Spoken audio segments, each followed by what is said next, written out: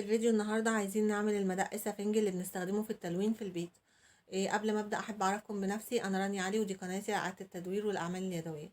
اول حاجة هيكون عندنا سفنج عادي، انا اسمى سفنج على 2، وهيكون عندنا قلم ما بنستخدمهوش، وكمان امير اللي هو اللزق.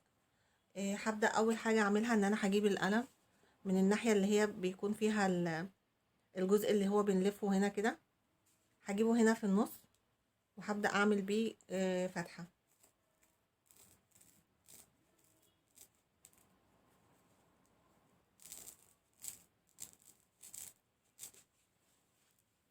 بالشكل ده كده. انا بقى هجيب الامير وهبدأ احط على القلم من الناحية دي كده،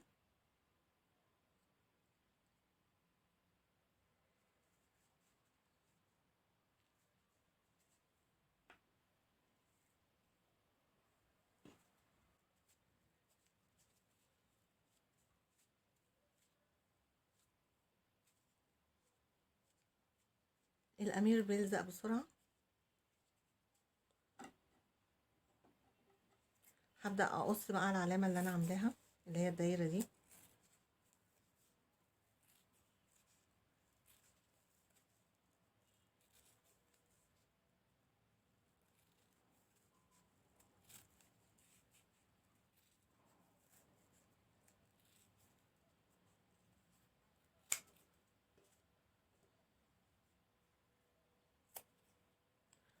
انا عاملة المدق هنا هو صغير علشان يعني المساحات اللي هستخدمه فيها هتكون صغيرة، لكن لو عايزين نعمله اكبر من كده عادي بقى، نقدر نتحكم في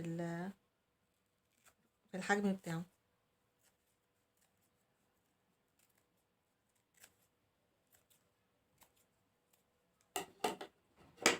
احنا لو ملاحظين هو خلاص اهو نشف وثبت.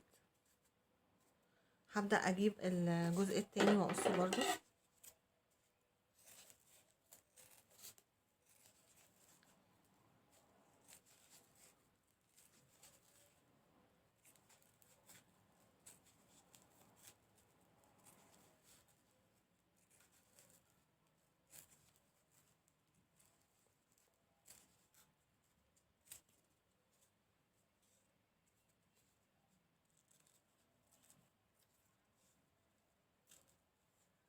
بالشكل ده انا هلزق الجزء ده على الجزء التاني اللي هنا.